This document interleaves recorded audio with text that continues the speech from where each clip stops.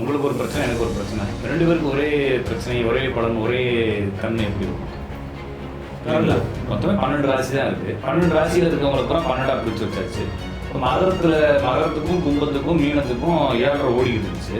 இப்போ கும்பத்துல இருந்து மீனத்துக்கு சனி ஏறினதுக்கப்புறம் மகரத்தை விட்டுருச்சு, கும்பத்தை கொஞ்சம் பிடிச்சு வச்சிருந்துச்சு.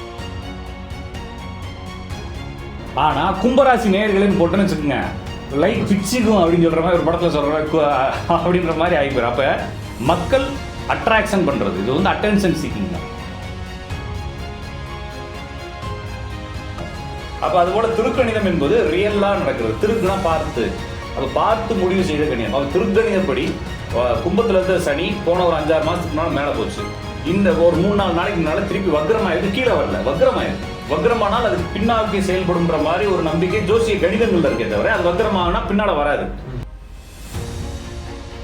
ராகுவும் சேரும் பொழுது கோச்சாரத்துல, அதாவது ஜாதகத்துல விட்டுருங்க, கோச்சாரத்துல ராகு இங்கதான் இருக்கு, சனி மேலத்துல இறங்கி சேருன்னு வச்சுக்கோங்க. இந்த மாதிரி சனியும் ராகுவும் சேரும் பொழுது தீராத சிக்கல்கள் தீரும்ன்றது விதி.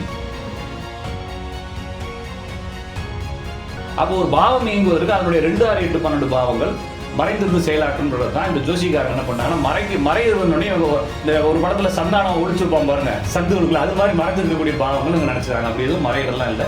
மறைவு என்பது அதுதான். அப்ப இந்த கிரகங்களுக்கு 2, 6, 8, 12 அப்படிங்கிறது பாவங்களுக்கு தான் இருக்கு.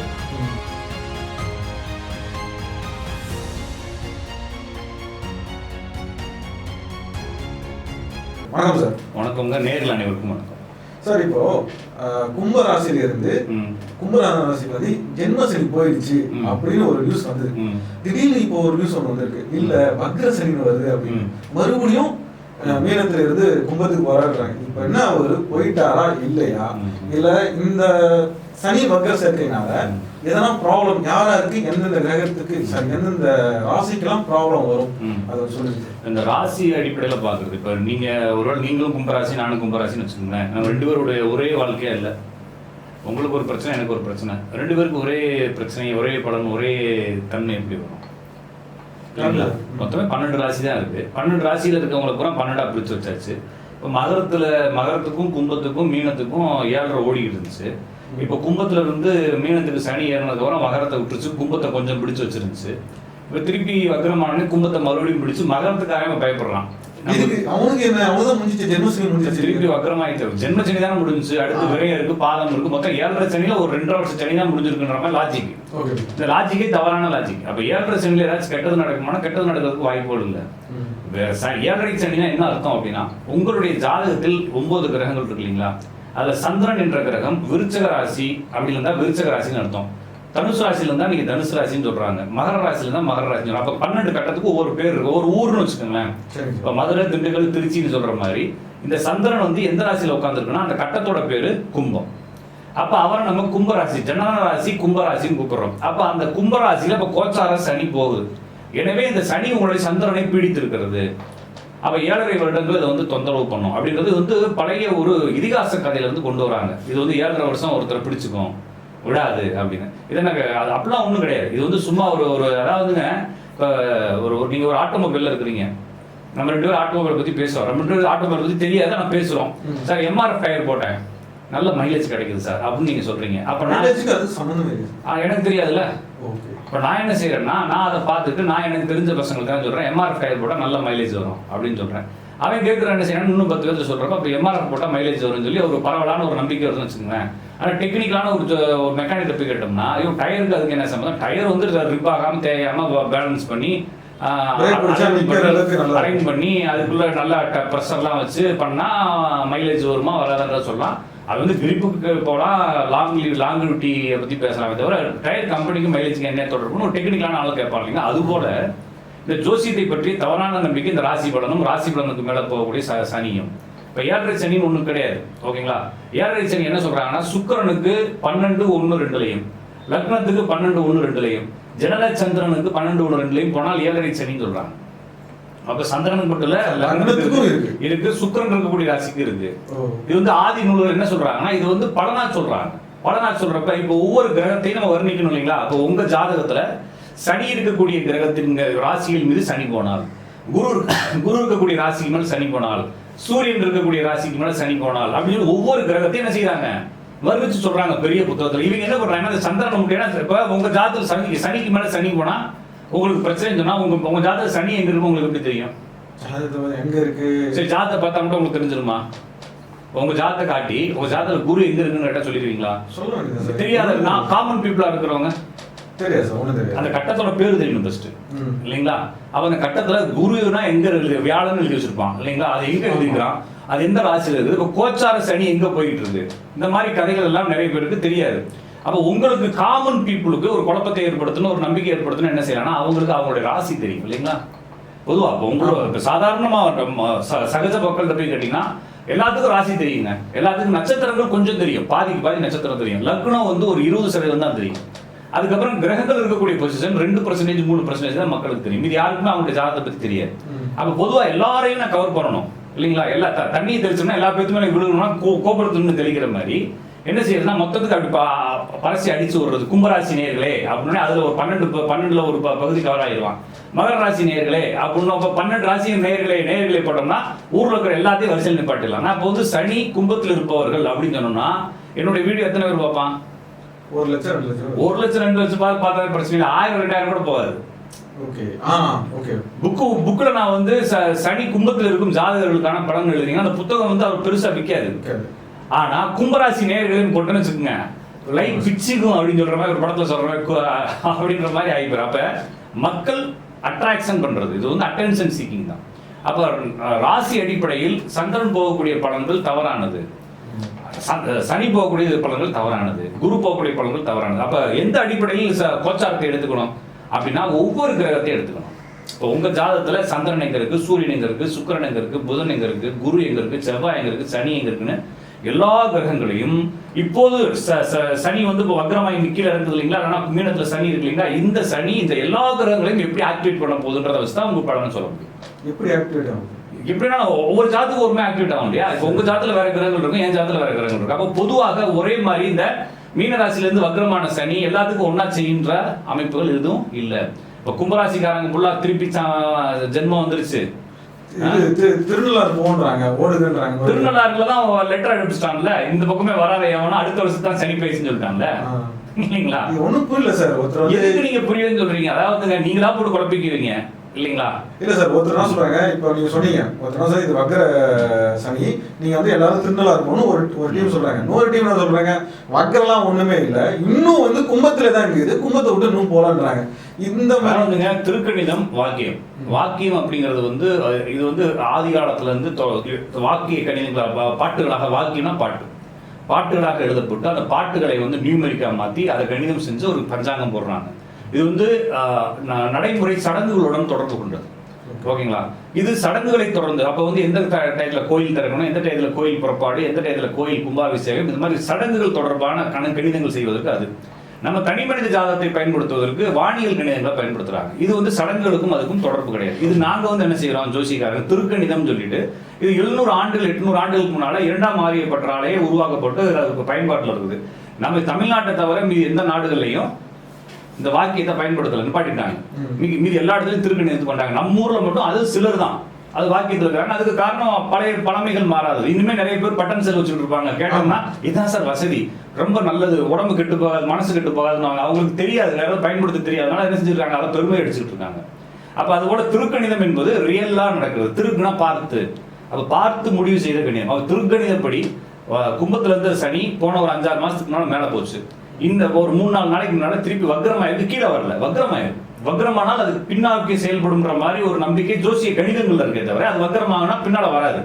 சில கிரகங்கள் அது அப்படியே டிகிரி வைஸா எட்ஜில் நிற்குதுன்னு வச்சுக்கோங்களேன், அது அப்படியே படிப்படியா இறங்கி கீழே வந்துடும். கீழே வந்துட்டு திருப்பி அதில் ஃபார்வர்டு அப்படியே ஆடிக்கிட்டே இருக்குன்னு வச்சுக்கோங்களேன். அப்போ இப்போ இருக்கக்கூடிய கண்டிஷன் சனி மீனத்தில் இருக்கிறது, ஆனால் வக்ரமாக இருக்கிறது கும்பராசியில் இருப்பது போன்ற ஒரு தோற்றத்தை செயல்படுத்தும். ஆனால் கும்பராசி நேர்கள் அனைவருக்கும் தொந்தரவு கொடுக்கும்னு சொல்ல முடியாது. ஏன்னா கும்பராசியில் ஆல்ரெடி அங்கே ராகு இருக்கு. அது ஒரு 6-7 மாசமா அங்கே உட்காந்து கும்மி அடிச்சுக்கிட்டோம்னு வச்சுக்கோங்களேன். இப்போ அங்கே இருக்கக்கூடிய சந்திரன் மீது நம்ம லாஜிக்கா பேசுவோம். சந்திரன் என்பது ஒரு மனிதனுடைய மனம், ஒரு மனிதனுடைய தாய், ஒரு மனிதனுடைய வீடு, ஒரு மனிதனுடைய பயணம், போக்குவரத்து, இது மாதிரி விஷயங்கள் சொல்றது மனோநிலையை சொல்றது. இந்த மனோநிலைகள் ஆல்ரெடி சந்திரன் மேல ராகு போய் பிடிச்சு வச்சுக்கிட்டு இருக்கு. ஆல்ரெடி அவர் குழப்பத்தில் இருக்காரு. இந்த வக்ரமான சனி வந்து அந்த குழப்பத்தை நிவர்த்தி செய்யும். அதாவது இப்போ நான் வந்து எம்டியா இருக்கிறேன், என்னை வந்து யாரோ ஒருத்தர் வந்து தொல்லை பண்றாரு. நான் வீட்டில் அமைதியாக தான் உட்காந்துருக்கேன். வந்திருக்கேன் என்னுடைய நண்பனா இருந்தா கூட அவன் வந்து ஃபோன் அடிச்சு எங்க கூப்பிட்டு எங்க அம்மாவை பொண்டாட்டி என்ன சொல்லும், வந்துட்டாங்கன்னு சொல்லும் இல்லைங்களா? அவன் நல்லவனா கூட வந்துட்டு போறான். வீட்டில் நிம்மதியா ஒரு வாரமா வேலை பார்த்து இருந்தாரு, இன்னைக்கு ஒரு நாளா ரெஸ்ட், வீட்டில் ஜாலியாக உட்காந்துருக்காரு, டிவி வருது, செல்போன் நோண்டி இருக்காரு, அமைதியா இருக்குன்னு நினைக்கிறவங்க எவனாச்சும் ஒருத்தர் உள்ள வந்து கெடுத்துறான். நல்லவனா இருந்தாலும் கெட்டவனா இருந்தாலும் தேவையில்லாத தண்டகரமாந்திரம் வந்துட்டான்னு சொல்லுவாங்க இல்லைங்களா? அது மாதிரி இந்த கும்பராசின்ற கிரகத்துக்குள்ள சந்திரன் இருந்தது. அதை யாருமே டிஸ்டர்ப் பண்ணாம இருந்துச்சுன்னா சனி வந்து சனியை பாவின்னு சொல்றாங்க இல்லை, அப்படிலாம் பொய். சனி பாவிலாம் கிடையாது, எந்த கிரகமும் பாவி கிடையாது. இவங்க தான் பாவி, சொல்றவங்க தான் பாவின்ற மாதிரி. சனி பாவிலாம் கிடையாது. சனி வந்து சந்திரனை தூண்டும் போது நல்லதை செய்யும். ஆனாலும் சும்மா இருக்கக்கூடிய கிரகம் சும்மா சேர்ந்துருக்காங்க. இந்த சனி தூண்டு கெட்டதுன்ற மாதிரி ஜோசிக்காரங்க பயப்படுறாங்க. அதாவது என்னன்னா ரிஸ்க் எடுக்க பயப்படுறது. இப்போ வீட்டுக்குள்ளே உட்காந்துருக்கேன், காலைல 3 வேளை, காலைல மதியம் நைட்டு சாப்பாடு போட்டுடுறாங்க, என்ன வேலைக்கு போச்சோன்னா கஷ்டம் இல்லையா? நான் ஏன் போகணுன்ற மாதிரி மைண்ட் செட் இருக்காது இந்த ஜோசிக்காரங்கள கொஞ்சம் பேர். அவங்க என்ன செய்யறாங்க, எந்த கிரகம் வந்தாலுமே பயன்படுத்திட்டே இருப்பாங்க சரிங்களா? ஆனா சந்திரன் மீது சனி வரும்போது புதிய ஆப்பர்ச்சுனிட்டி கிடைக்கும். நான் சொல்றது வந்து இயங்குவதற்கு. வேற வேலை கிடைக்குமா, பணம் கிடைக்குமா, இதெல்லாம் நம்ம சந்திரன் வச்சு சொல்ல முடியாது. ஜாதகத்துல சுக்கிரன் எங்க இருக்கோ அதை வச்சு தான் சொல்லணும். ஓகே, சந்திரன் வந்து ஒரு மனோதிடத்தை கொடுக்கும், வேலை செய்யணுன்ற ஆர்வத்தை கொடுக்கும், தொடர்ந்து உழைக்கணுன்ற சிந்தனை கொடுத்து அவனை வெளியேற்றும். ஆனா ஆல்ரெடி இவன் நம்ம என்ன பண்ணிக்கணும்னா, ஆல்ரெடி ஒரு டுபாக்கூர் பையன் வீட்டில் வந்து உட்காந்து நானும் அவனும் கேம் விளாண்டுக்கிட்டு இருக்கோம்னு வச்சுங்களேன். இன்னொரு ஃப்ரெண்டு வரான். அப்போ அம்மா என்ன நினைப்பாங்க, இவனாச்சும் பேசி இவனை 2 பேர்த்தையும் பிரிச்சு கூட்டு போட்டுன்னு நினைப்பாங்கன்ற மாதிரி. இந்த சனி வந்து என்ன செஞ்சிருக்கு, கொஞ்சம் பிரிச்சு விட்டுரும், ராகுனுடைய தொல்லையை குறைக்கும். இந்த சனியும் ராகுவும் சேரும் பொழுது கோச்சாரத்துல, அதாவது ஜாதகத்துல விட்டுருங்க, கோச்சாரத்துல ராகு இங்க தான் இருக்கு, சனி மேல இருந்து இறங்கி சேருன்னு வச்சுங்க. இந்த மாதிரி சனியும் ராகும் சேரும் பொழுது தீராத சிக்கல்கள் தீரும்ன்றது விதி. இப்போ நிறைய பேருக்கு வந்து சந்திரன் இருக்கு, கும்பராசிக்கே பேசுவோமே, கும்பராசியில சந்திரன் இருக்கவங்க தான் கும்பராசிக்காரன்னு சொல்றோம். அப்போ மனம், வீடு, வாகனம் சொல்றோம்ல, இந்த மாதிரி வீடு வாகனங்கள் ரொம்ப நாள் திட்டம் போட்டவங்களாம் இப்போ வாங்குவாங்க கும்பராசிக்காரங்க. புரிஞ்சுக்கிட்டீங்களா? ஒருவேளை இந்த கும்பராசின்ற கட்டத்துக்குள்ள சூரியன் இருந்தா ரொம்ப நாள் குழந்தை பிறப்பு பிரச்சனை, அல்லது ஏதாச்சும் வேலை நிமித்தமாக போராட்டம், ஏதாச்சும் தொழில் தொடங்கணும் ரொம்ப நாள் ஆர்வத்தில் இருந்தவங்களுக்கு தொழில் தொடங்கும். ஒருவேளை இந்த கும்பராசி அப்படின்ற ராசிக்குள்ள சந்திரன் இருந்தா நம்ம பேசிட்டோம். அந்த கும்பராசிக்குள்ள புதன் இருந்தா புதிய சொத்துக்கள் வாங்குறது, கல்வியில ஒரு பெரிய ஆர்வத்தை ஏற்படுத்திக்கிறது, புதிய திருமணங்கள், புதிய காதல் வாய்ப்புகளை கொடுக்கும். அந்த கும்பராசியில சுக்கிரன் இருந்தா ஏதோ ஒரு பணத்துக்காக எதிர்பார்த்துட்டு இருக்காங்க, அந்த பணம் ஹியூஜா வந்து செட்டில் ஆகும். திருமண பந்தங்கள், தீராத திருமண பந்தங்கள், தீராத பிரச்சனைகள், அல்லது ரொம்ப நாள் பட்ட வீடுகளில் எந்த சுப நிகழ்ச்சியும் நடக்கல அப்படின்னா அப்போ குடும்பத்தில் ஒரு கல்யாணம் நடக்கும் திடீர்னு. அந்த ராசியில செவ்வாய் இருந்தா ஜாதகருக்கு தீராத நோய்கள் தீரும், பல நாள் வழக்குகள் முடிவுக்கு வரும். அந்த இடத்துல குரு இருந்தா வீடுல வயசான கேஸ் இழுத்துட்டே கிடந்திருக்கீங்களா, அவங்களாம் போய் சேருவாங்க. அந்த இடத்துல சனி இருந்தா ஏதோ ஒரு புதிய தொழில் வாய்ப்புகள் கிடைக்கும். நான் சொன்னது கும்பராசியில. கும்பராசியில இருந்து 5வது ராசியான மிதுன ராசியில நான் சொன்ன அந்த கிரகங்கள் இருந்தா இதே பலன் தான். அதுல இருந்து 7வது ராசியான சிம்ம ராசியில் நான் சொன்ன கிரகங்கள் இருந்தா அதே பலன் தான். அதுல இருந்து 9வது ராசியான துலா ராசியில் நான் சொன்ன கிரகங்கள் இருந்தா அதே பலன் தான். இதுல 2, 6, 8 அந்த இடத்துல 2, 6, 8 பண்ணலாம் மேட்டர் இல்லை. 2, 6, 8ங்கிறதுங்க மறைவு ஸ்தானங்க. இப்ப நம்ம 2 பேரும் பேசிட்டு இருக்கோம், நம்ம 2 பேரும் பேசுறதுக்கு பின்னால யாரு தேவை?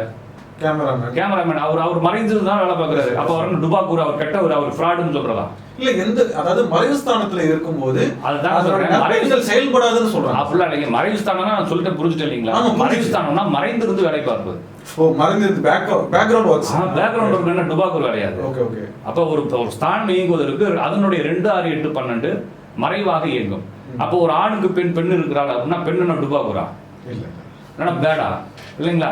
அப்படி சொல்ல முடியாது. அப்ப என்னன்னா நான் இயங்குவதற்கு எனக்கு பின்னாடி இருந்து ஒர்க் பண்றாங்க. நான் காலைல கிளம்பி வெளியே வரதா இருந்தா வீட்டில் சமையல் பண்ணணும், என்ன ரெடி பண்ணணும், எனக்கான எல்லாத்தையும் ரெடி பண்ணணும், என் பசங்களை ஸ்கூலுக்கு பண்ணணும், நான் கொஞ்சம் ஃப்ரீயாக இருக்குன்ற மாதிரி. அப்போ என்னுடைய மனைவி இருக்காங்கன்னா அவங்க எனக்கு பின்னாடி இருக்கிறாங்க. உங்களுடைய மனைவி தான் உங்களுக்கு பின்னாடி இருக்கிறாங்க. இப்போ கேமராமேன் இருக்காரு, எடிட் பண்ணுவாங்க, அப்லோட் பண்ணுவாங்க, இவங்கெல்லாம் அதுக்கு பின்னாடி இயங்குறாங்க. அதைத்தான் நம்ம வந்து மறைவுன்னு சொல்றோம் இல்லைங்களா? மறைந்திருந்து ஒர்க் பண்றாங்க. அவங்களாம் நேரடியாக தெரிய மாட்டாங்க, மறைந்திருக்கிறாங்க. அப்போ ஒரு பாவம் இயங்குவதற்கு அதனுடைய 2, 6, 8, 12 பாவங்கள் மறைந்திருந்து செயலாற்றுன்றது தான் இந்த ஜோசிக்காரங்க என்ன பண்ணாங்கன்னா மறைகிறதுனே இந்த ஒரு படத்துல சந்தானம் ஒழிச்சுப்போம் பாருங்க, சந்துகளுக்குள்ள அது மாதிரி மறைஞ்சிருக்கக்கூடிய பாவங்கள் இவங்க நினைச்சாங்க. அப்படி எதுவும் மறைகிறதுலாம் இல்லை.